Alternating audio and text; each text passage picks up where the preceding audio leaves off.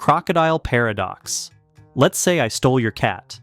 You want me to return it, so I make you a deal. If you guess correctly whether I'll return your cat or not, I'll give it back. But if you guess wrong, I'll keep it. So you think and say, you're not going to give my cat back. Now here's the problem. If I don't give the cat back, your guess is correct, which means I must give the cat back. But if I do give the cat back, your guess becomes wrong, which means I should have kept the cat. No matter what I do, I break my own rule. It's like someone asking, will the answer to this question be no? If you say yes, it's wrong. If you say no, it's also wrong. That's why it's called a paradox, a puzzle with no way out. Grandfather paradox. Imagine you build a time machine. You travel back in time to when your grandfather was young, but then the time machine falls on your grandfather's head and he dies on the spot. That means your grandfather never meets your grandmother, which means your parent is never born. And if your parent is never born, you are never born. But wait, if you're never born, how could you have gone back in time in the first place? That's the paradox. If you accidentally kill your grandfather while traveling into the past, you erase yourself. And if you erase yourself, you couldn't have built a time machine or traveled into the past. It's like a loop with no escape. Some theories say time would fix itself and prevent you from changing the past. Others say you just create a whole new timeline. Either way, it keeps scientists, writers, and dreamers wide awake at night. Mortality paradox. You're partying all night like there's no tomorrow. We argue over tiny details, chase goals as if the clock isn't ticking. We forget one thing. Everything we've done to this earth will vanish like a bubble. In the blink of an eye, gone. Even riches will disappear because we are all mortal. But in the way we live, we act like we're going to be here forever. This is the mortality paradox. Two truths live in your head at the same time. Yes, I know I'll die, but I live as though I won't. Why is that? Maybe that contradiction is necessary. If you thought about death every second of every day, you'd probably never leave your bed. Fear would freeze you in place, but if you completely forget about it, you risk wasting time on things that don't matter. Scrolling endlessly, stressing over drama, chasing things that bring no meaning. The paradox is this: to live fully, you need to remember death. Not as a shadow that scares you, but as a reminder to use your time wisely. Every laugh, every hug, every ordinary day. So the next time you catch yourself drifting, remember the mortality paradox. You won't live forever, but that's exactly why today matters so much. The omnipotence paradox. Imagine there's an all-powerful being. They can do anything. Super strong, super fast, powerful, no limits. Now here's the silly question. Can this being make a planet so huge that even they can't lift it?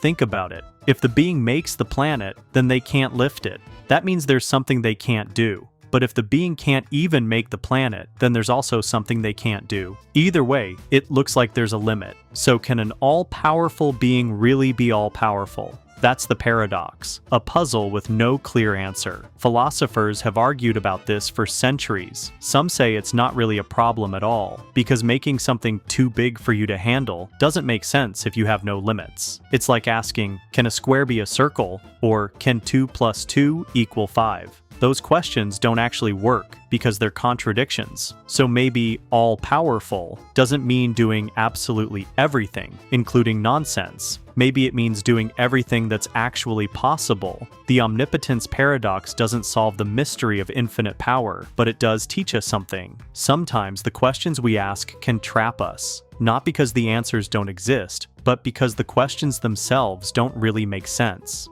Parrondo's paradox. Imagine this. You play game A. The rules are stacked against you, so if you keep playing, you'll usually lose money. Then there's game B.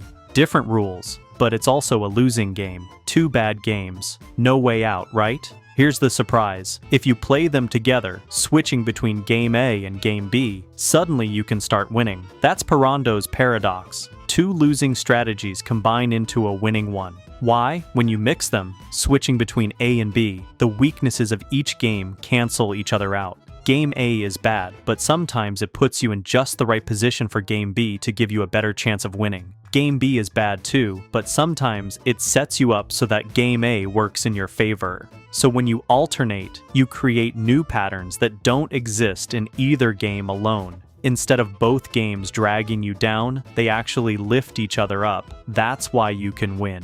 Think of it like this. If you only walk with your left foot, you'll just go in circles. If you only walk with your right foot, same problem. But if you alternate left, right, you move forward. 2 losing steps, combined in the right rhythm, become a winning strategy. Paradox of thrift.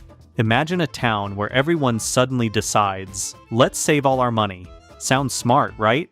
Saving is good, but here's the problem. If nobody spends money, what happens? Stores sell nothing. Factories make nothing. Workers lose jobs. Soon everyone in town has less money coming in, so they save even more, which makes the problem even worse.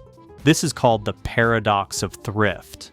When one person saves, it's smart, but when everyone saves at the same time, the economy shrinks, and everybody actually ends up poorer. It's like when everyone at a concert stands up to see better. One person can see more clearly, but if everyone stands, no one can see better, and now everyone's just tired. So saving is good, but if nobody spends at all, the whole system can break down.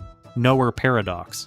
You're walking down the street and see a car with a sign that says, "Nobody knows this car is real." Now here's the tricky part. If you do know the car is real, then the sign is wrong, because it says nobody knows. But if you don't know the car is real, then the sign is right. So maybe you do know it's real after all. Uh-oh. Your brain just did a somersault.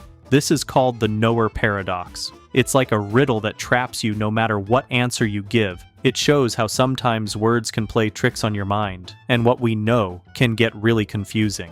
Newcomb's paradox. Imagine you walk into a candy shop. The shopkeeper smiles and points to 2 jars. Jar A. You can see inside, there are 10 candies. Jar B. You can't see inside. It might have 100 candies, or be empty. But here's the trick. The shopkeeper has a magic crystal ball that guesses what you will do. If the crystal ball thought you'd take only jar B, it filled it with 100 candies. If it thought you'd grab both jars, it left jar B empty. Now you have to choose. Take only jar B, and hope there are 100 candies inside, or take both jars, and at least get 10 candies for sure. Here's the brain twister. If you grab both jars, you get guaranteed candy, but probably miss the 100 candies. But if you trust the crystal ball and pick only jar B, you could walk away with way more, or with nothing at all. No matter what you choose, it feels like you're making the wrong decision. That's Newcomb's paradox, a puzzle about free will, prediction, and trust. It asks, do you trust your choice, or trust that someone already knew what you'd do? The attention paradox.